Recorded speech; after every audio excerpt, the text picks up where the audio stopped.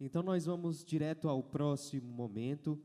Nós teremos agora, convidamos, na verdade, ao palco, o Fernando Torelli para a palestra Desafios na Administração Hospitalar no Brasil de 2025. Com mais de 35 anos de experiência, o Torelli é uma referência nacional em gestão hospitalar.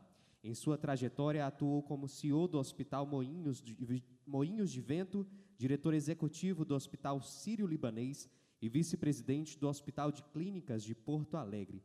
Com vocês, o Fernando Torelli.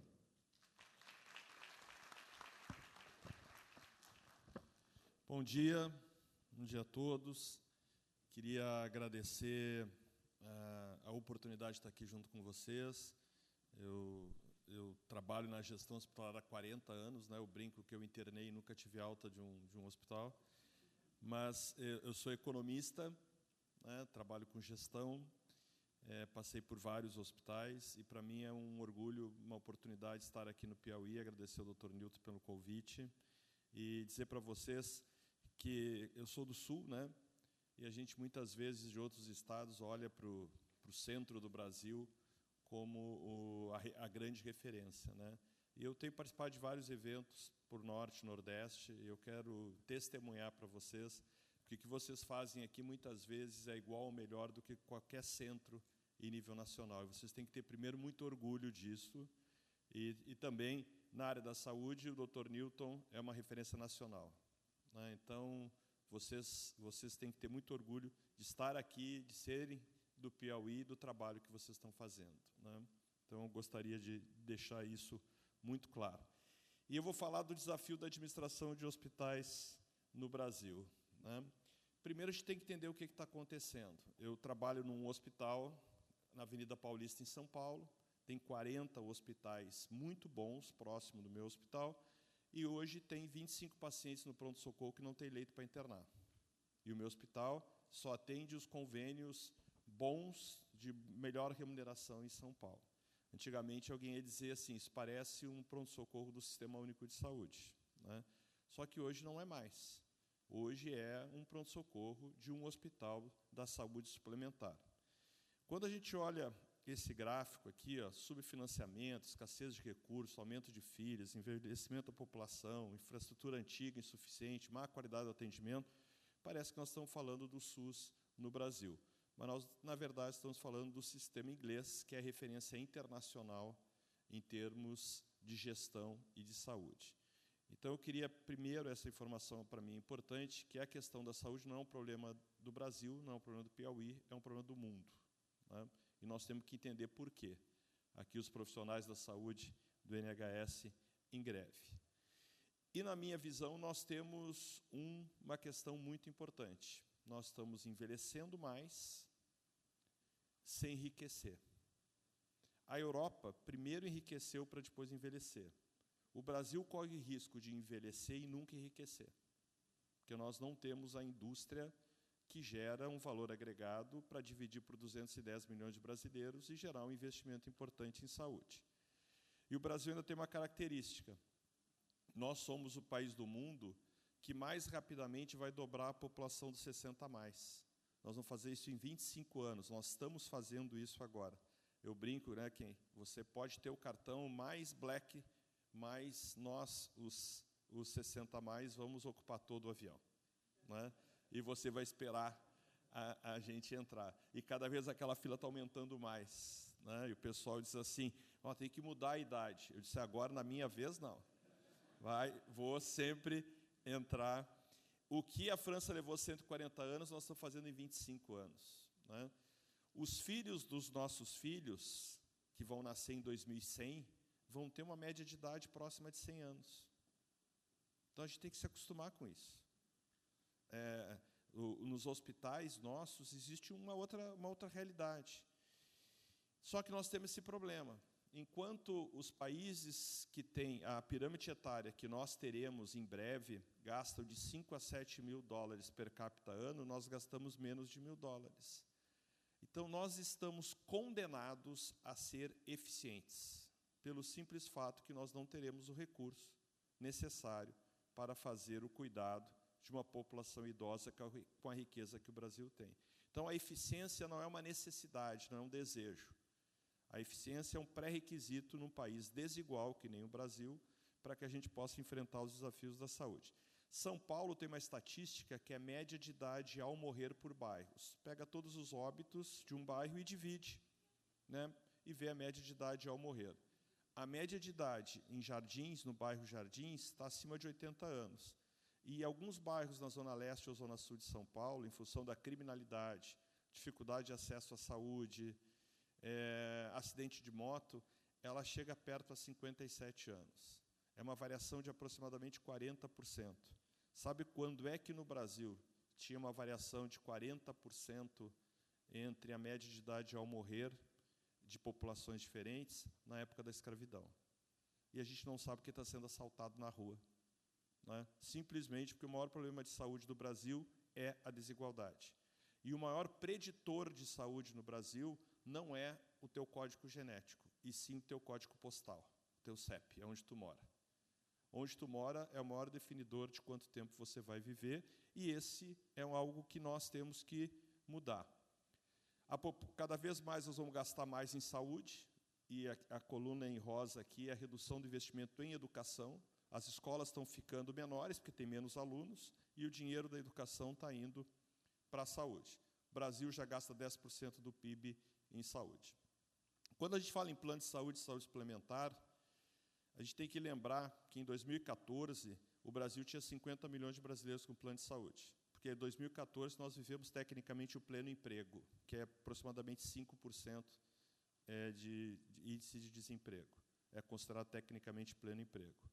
Quando nós estamos agora, nós estamos muito próximo do mesmo número de beneficiários de plano de saúde. Só que tem uma questão. O que mais cresceu nesses últimos 10 anos foram planos e operadoras verticais de baixo custo. O que significa que o mercado de saúde, que nós estamos acostumados a ver tradicionalmente, ele está diminuindo. Esse gráfico mostra o fenômeno da Covid. Essa linha em verde é o resultado operacional consolidado das operadoras. Em 2022, os planos de saúde chegaram a ter, em conjunto, 12,5 bi de prejuízo. O que significa que nós, 2020, enfrentamos a Covid, 21 a variante P1, que matou 6 mil pessoas no Brasil, 2022 a Ômicron, que todo mundo ficou gripado, 23 a maior crise de sustentabilidade da saúde suplementar no Brasil. 24 a continuidade, e a boa notícia é que 25 nós estamos melhorando. O que significa dizer que 2025, para a área da saúde, é um ano parecido com 2019. Parece mentira que nós vivemos durante todo esse tempo, mas a nossa geração foi escolhida para fazer esse enfrentamento. Quando nós pegamos os melhores hospitais do Brasil, os mais lucrativos, em 2009, eles tinham um resultado operacional de 19%. Em 2023, 11%. Quem conhece a economia sabe que o varejo, as lojas de varejo, trabalham com 2, 3% de resultado. Eu costumo dizer que nós estamos varejando a saúde. A saúde está começando a reduzir margem, o que torna esse nosso negócio muito perigoso.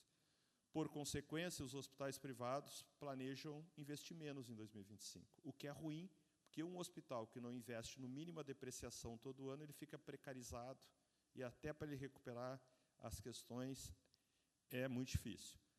Nós já somos um novo hospital. Esse gráfico é o código amarelo nas unidades de internação no HCOR em São Paulo. O que é o código amarelo? Um paciente que está internado numa unidade de internação e precisa chamar urgente um hospitalista porque ele teve uma piora clínica. O que tem acontecido ao longo dos anos? Tem aumentado cada vez mais. Por quê? Porque talvez nós tenhamos em unidade de internação pacientes que deveriam estar numa semicrítica ou numa UTI, porque os pacientes estão ficando cada vez mais graves. Nós já temos um novo hospital. O paciente não é mais complexo, ele precisa de mais,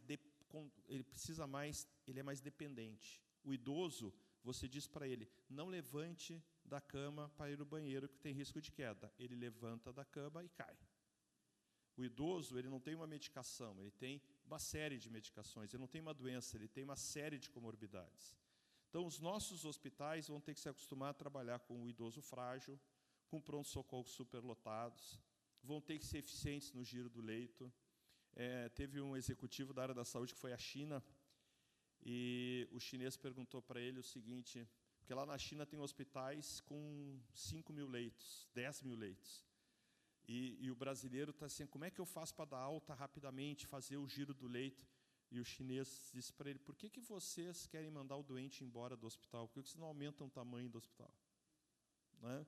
E nós estamos aqui, querendo dar alta, doutor, dê alta, né? Por uma questão pura de sustentabilidade, por uma questão de riqueza que nós não temos.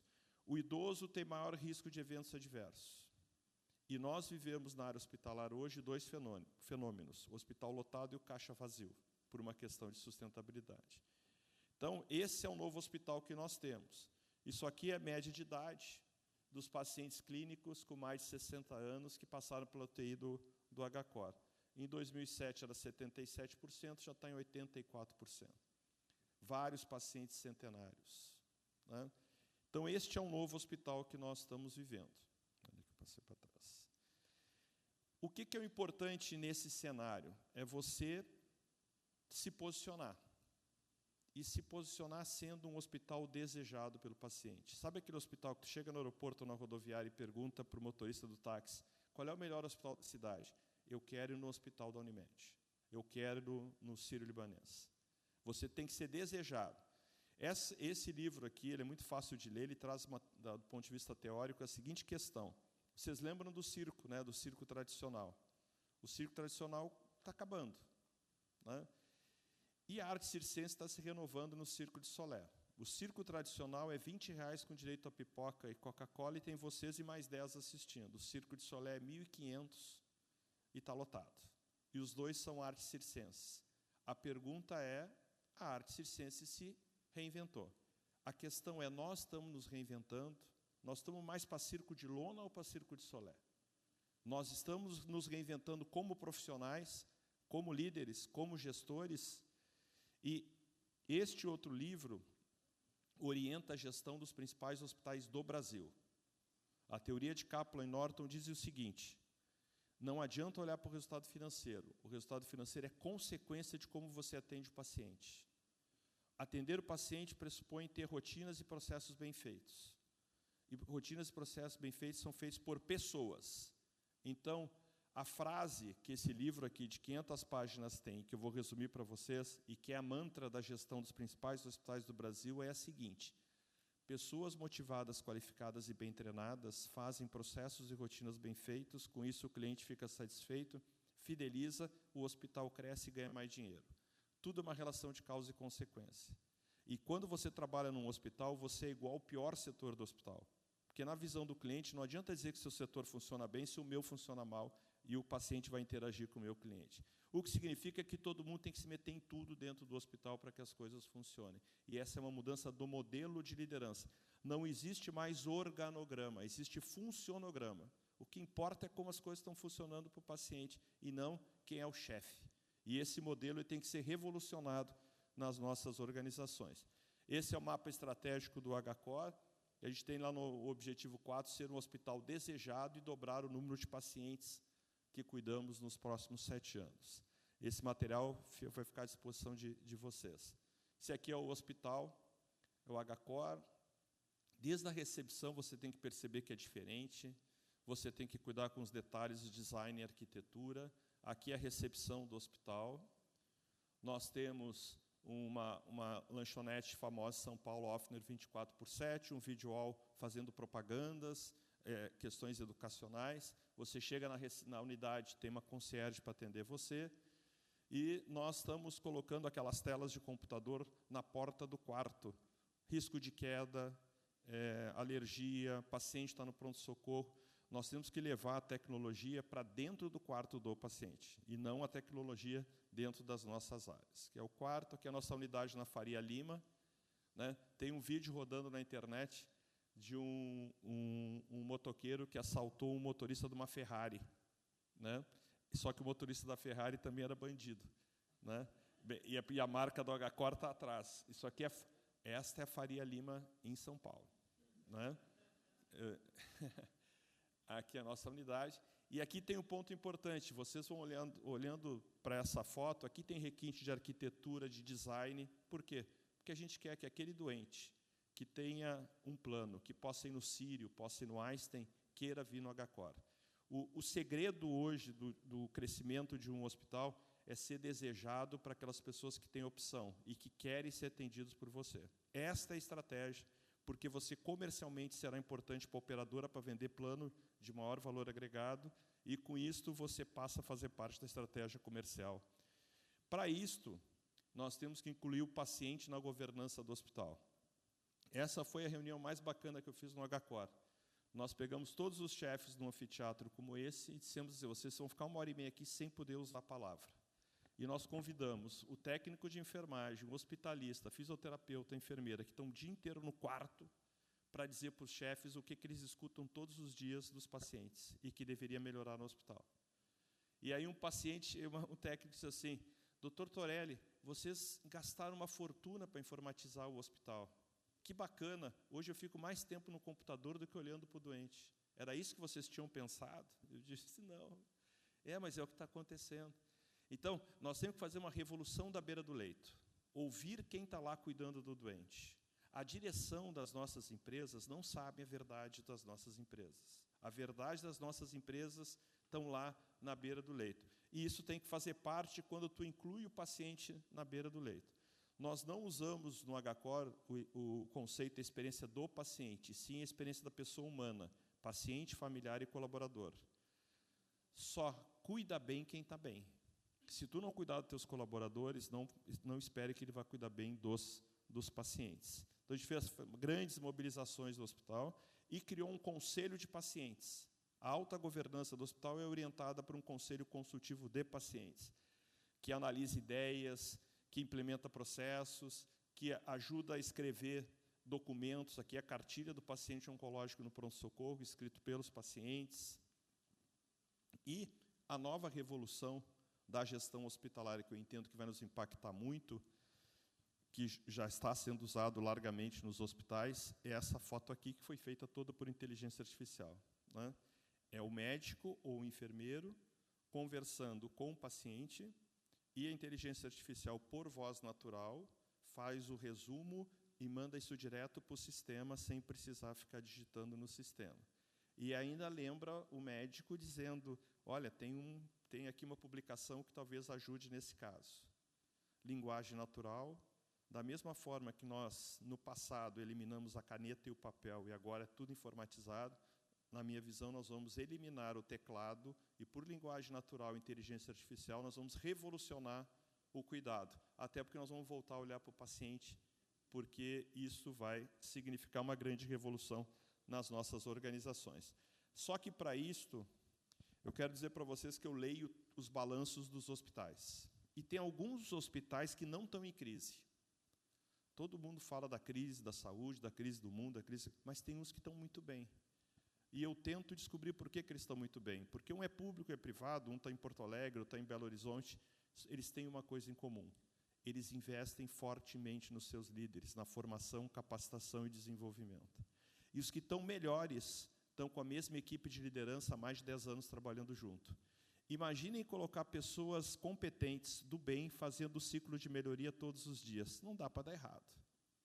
Só que é mais fácil comprar uma ressonância magnética do que desenvolver e investir no treinamento de pessoas. Então, para mim, eu quero dizer para vocês que, do ponto de vista técnico, e eu não estou inventando, é a minha opinião, os melhores hospitais do Brasil hoje são aqueles que estão com a mesma equipe de líderes há 10 anos, trabalhando junto, investindo neles e fazendo melhoria contínua. Esse é o maior investimento que você pode fazer na sua instituição, porque se você ficar trocando, você vai efetivamente descobrir que você tem um grande problema. E nós temos um outro desafio, que é o modelo de liderança. O atual modelo de liderança hierarquizado, ele venceu. Nós, líderes, estamos estressados, tristes, com raiva no trabalho. Como é que a gente vai liderar bem se a gente não está bem? Né? Então, esta é a grande revolução que nós temos que fazer. Este livro aqui é uma leitura obrigatória para todos que estão aqui, porque ele traz o conceito da empatia assertiva, que ele é muito simples. Né? não é um crachá ou um jaleco, é uma pessoa. E a única forma de você se conectar com essa pessoa é através de uma relação de confiança. E nós temos que resgatar essa relação de confiança. E da outra parte assertiva, você tem que dizer para ele tudo o que ele tem que fazer para melhorar, de uma forma muito direta. Eu, que sou mais antigo, eu fui chamado de incompetente já na minha vida. E já chamei pessoas de incompetente. Se eu chamar alguém de incompetente, eu vou para o compliance por dano moral, assédio moral. Então, quando alguém precisa melhorar, a gente diz assim, tu tem uma oportunidade de melhoria para fazer isso. A pessoa fica pensando, ele está me elogiando ou me criticando? Eu não entendi. Quando tu estabelece a confiança, e vocês sabem, quando vocês têm confiança com as pessoas, vocês podem dizer o que vocês acham que tem que dizer. E da maneira que vocês entendem. Nós temos que reconectar a verdade da comunicação com uma relação de confiança. E o conflito é necessário, mas não no CPF, e sim no processo. Nós podemos discutir muito numa reunião, mas depois a gente sai para tomar café, porque nós temos que melhorar os processos para ser eficiente. Que é o nosso programa de líderes lá no HCOR. E o resultado da instituição é o seguinte, desde que nós desenvolvemos esse processo, 2024, a gente bateu o recorde de pacientes atendidos no pronto-socorro, pacientes operados, paciente dia, e o hospital trabalha com uma taxa de ocupação de 85,5%. Certo? E tudo isso é fruto do maior investimento na beira do leito, no cuidado. Né? Esse é o maior marketing que a gente pode fazer. Eu já vivi a era do início do computador, início do iPhone, início da internet e agora a inteligência artificial. Só que não existe nada mais bacana e importante no hospital que é tocar num doente, ter empatia e cuidar bem dele. Né? Tudo isso são ferramentas que vão nos apoiar para que a gente possa fazer isso melhor, mas não substitui o carinho que nós temos que ter nas nossas organizações. Lembrem que nós cuidamos de pessoas que são amadas por outras pessoas. É muita responsabilidade para a gente fazer isso bem feito. Essa é a evolução da receita do hospital. Então, pessoas competentes fazem um trabalho melhor, o cliente fica satisfeito, a empresa cresce, fatura mais, ganha mais dinheiro. Né? Tudo é uma relação de causa e consequência. E eu não queria terminar sem falar para vocês dos impactos climáticos. Isso aqui é a foto no Rio Grande do Sul, né, onde o gaúcho se tornou muito brasileiro pelo apoio que teve de todos, mas esse é o bairro Matias Velho, em Canoas. Essa é uma foto real que eu tirei chegando de avião e aquela foto que eu tirei também. Né? Isso aqui é um pronto-socorro que foi evacuado e só não teve uma outra boate kiss porque o profissional de saúde é herói. Mas assim, não tinha plano de evacuação, ninguém tinha treinado nada, nós somos heróis, mas se nós administrássemos a indústria aeronáutica, ninguém aqui entrava no avião. Porque a gente é herói, mas a gente não é técnico, não trabalha com processo, não faz simulações. Né? E para não dizer que isso aqui é só hospital público, esse é o segundo melhor hospital privado de Porto Alegre, ele evacuou 300 pacientes e ficou 45 dias fechado. Né? Tudo porque nós tivemos uma enchente em Porto Alegre, no Rio Grande do Sul, que foi a mesma que teve na década de 40. Inundou até o mesmo lugar, né, e fez exatamente o mesmo impacto. O gaúcho foi um herói no enfrentamento, só que se chover de novo hoje, vai inundar de novo, porque a gente não faz as estruturas necessárias para evitar que isso aconteça. Para não dizer que é só no Brasil, né, isso aqui é foto da Espanha, 1 em cada 12 hospitais ao redor do mundo serão impactados por questões climáticas. Então, não significa dizer se vai ou não acontecer. É quando vai acontecer e quem vai estar preparado para isso. Hoje, no Brasil, menos de 9% dos hospitais são acreditados. Tem um selo de uma acreditação externa que exige plano de evacuação e simulados. Então, a gente tem que começar a colocar isso na matriz de risco para que a gente efetivamente se preocupe e olhe para isso de uma forma mais adequada. Gente, eu sempre termino com essa foto, porque eu achei fantástica essa foto, porque assim, tem chance dele se machucar nesse salto? Tem. Dá para voltar para trás? Não. Então, e eu também tenho uma frase que eu gosto de dizer, assim, principalmente para os jovens, né, que estão pensando no que vão fazer. Né? Imagine se vocês estão na África, né, e vocês são um leão na África. Todo dia o leão acorda e sabe que naquele dia tem que correr mais rápido que o antílope para não morrer de fome. Todos os dias. Imaginem que vocês são um antílope na África. Todo dia tu acorda e sabe que naquele dia tem que correr mais rápido que o leão para não virar comida. A única certeza que nós temos nessa vida é que tem que correr muito. Acorda e corre. Corre para te qualificar, corre para ser eficiente, corre para se desenvolver como liderança, corre para se tornar uma pessoa melhor, porque esse é o grande desafio que nós temos na saúde e na sociedade. Obrigado.